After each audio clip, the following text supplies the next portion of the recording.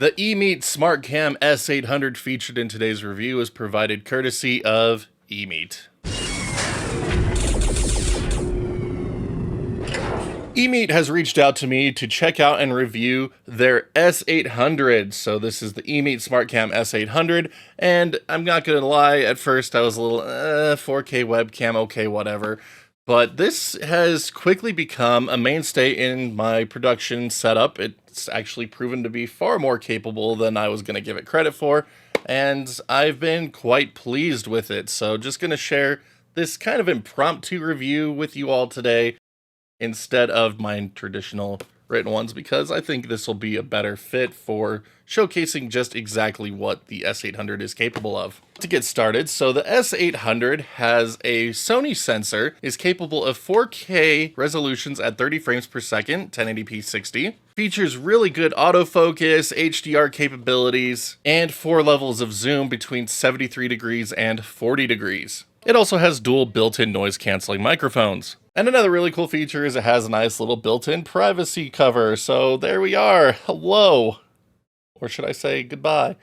But all the features you'd expect out of webcam are here, but it just does it a bit better than what I'm used to. So my main web camera is a Logitech Brio. I've had that since 2019 when I reviewed it on the channel. And this is just so much better to look at and requires so much less setup that it's really awesome. This is all just default settings here. Nothing has been touched in either OBS or their EMEET Link software. And the results are really nice. Like, we've got fairly poor lighting, but it's able to pick me up. We can see that there's not a lot of noise. Color correction's pretty good. It's got my pasty hands looking really good here. Blue on my shirt. It's looking really good. But let's take a look at the unit itself. So first, a quick overview of the box that this comes in. As you can see, it's pretty generic, just this nice little blue theme here. We've got a depiction of the camera on the front, EMEET streaming webcam, EMEET SmartCam S800, blue on the sides, system compatibility, software, and then what's in the box, camera, USB cable, and a quick start guide. And then on the back, we've got just a little quick overview of some specs here, 4K 30, 1080p 60, HDR, autofocus, and 2 built-in noise-canceling microphones.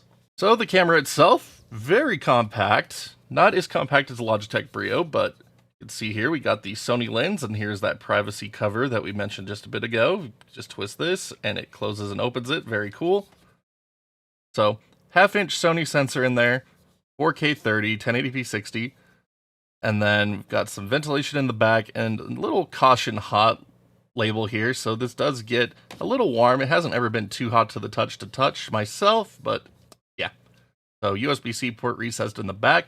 It's in there fairly deep, but it's wide enough that even thicker cable should get in there with no problem. And this is the USB-C cable it comes with. It's USB-C to USB-A 3.1. But you can see it's just your standard fare. I have it plugged into the computer right now, so it's kind of going down past the desk here, so don't really want to mess with that. So it comes on this nice little stand, so you can just hang this on the back of a monitor or laptop screen, no problem. Holds in place really well.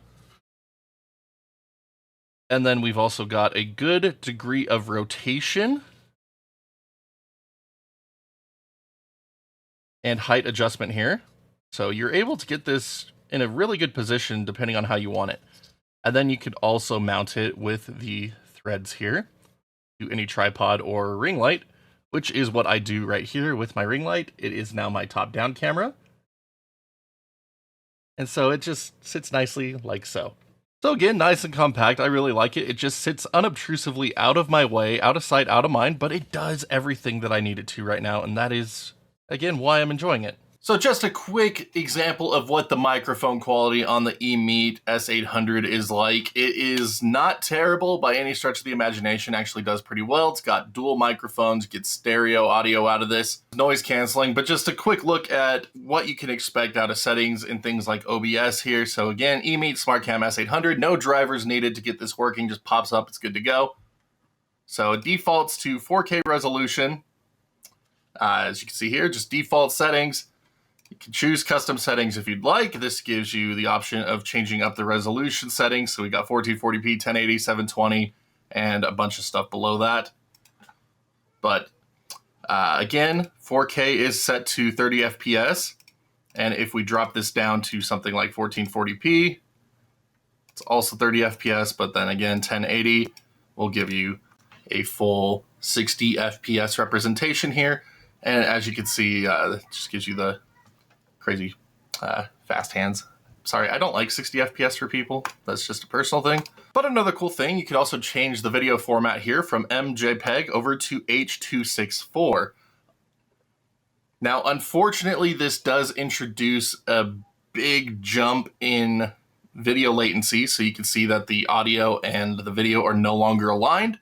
So you can just set like a manual delay or other compensation methods that you choose if you want to use H.264. So this will technically give you less compression artifacting, but at this resolution and what I've been doing with the camera, I haven't really noticed anything at MJPEG, so I've been very happy with this mode.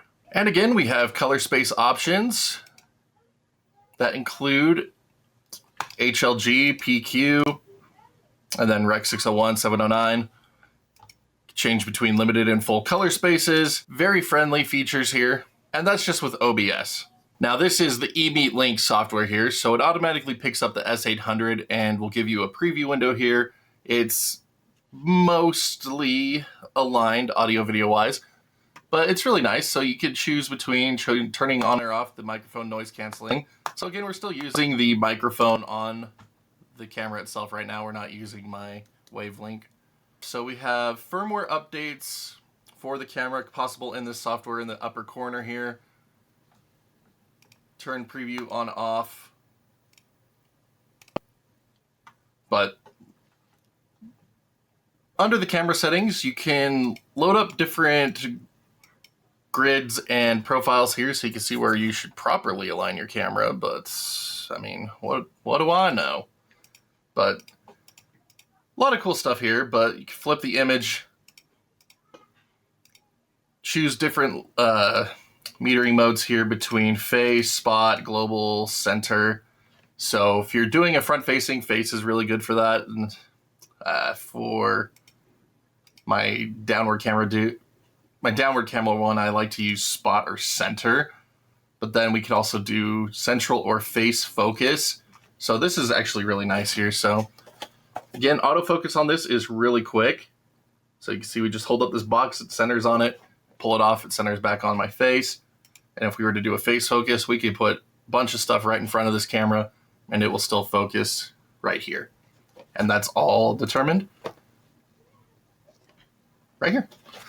So very fast, very efficient. You can turn autofocus off if you want to and do a manual adjustment. So I mean, if you need that, it's there. And then of course the zoom. So again, 73 degrees to 40 degrees, so we can really zoom in here and freak everybody out. How's it going? Are you uncomfortable yet? But yeah, so it's a bit more tighter crop than what I'm used to. I usually use about a 90-degree camera angle with my Logitech Brio because I like showing off a bit more of my background here with the pixel frames. But this works. This works for my top-down view that I want to really focus in on whatever project I'm trying to show. So video settings are also available. So again, HDR modes are available for different lighting. I don't really have a proper HDR setup, so I don't use this. But then a couple of different video options available. So, so this is a very sharpening filter here. That is disgusting to look at. Like, it's a cool option to have, but that's not pretty to look at. I'm not gonna lie. Not a fan. And then, of course, brighten it up. This kind of destroys color quality a bit here. There we go. So again, default color quality, I'm actually pretty happy with. Like, it's got this blue color nailed down pretty well. And again, I'm kind of pasty, so this looks pretty dang accurate, to be honest. But manual adjustments of contrast, sharpness, saturation, tone, all this good stuff. And it saves it all to the camera, so it pops up whatever you're doing here automatically in OBS, which is nice. So very happy with it. So again, in my personal setup, I'm using this as a top-down camera now, so that way we can do some nicer unboxing videos, as well as any type of project that I can think of and in most recent videos I've been using it to show off gameplay side by side with the game itself using controllers, so it's worked really well in that regard, better than anything I've done up to this point, thankfully. But again, the closer zoom is really nice. You can just get in here really easily, see nice details on things. I don't have to hold it up significantly high anymore. And even if I do, the auto zoom compensates for it, which is really nice. Autofocus, rather. So really looking forward to this with upcoming modding projects that we have going on. We're going to be able to really showcase that nice and easily here. It compensates for the ring light background really nicely here. You can see on my desk how the light reflects off of that, but even so, like, we got some nice automatic adjustments for that from the camera itself. So again, this is just a really nice, easy camera to use, and it does a really good job at that for my needs. Now, as for price, the EMEET SmartCam S800 does come in usually at around the same price as the original Logitech Brio at $149.99, but it is typically on sale for a lot less. You can often find this for $99.99. But as of making this video, it is currently being sold for $130 on the EMEET website and is going for $134.99 over on Amazon with a 5% coupon applicable. But again, this is still coming in cheaper than the original Logitech Brio and the newer MX Brio, while offering similar features and, in case of the original Brio, better image quality. So if you are in the market for a nice webcam upgrade, the EMEET SmartCam S800 is definitely worth looking into. Again, a bit pricier at over $100, but what it offers and how easy it is to use definitely make it worth looking into, in my opinion.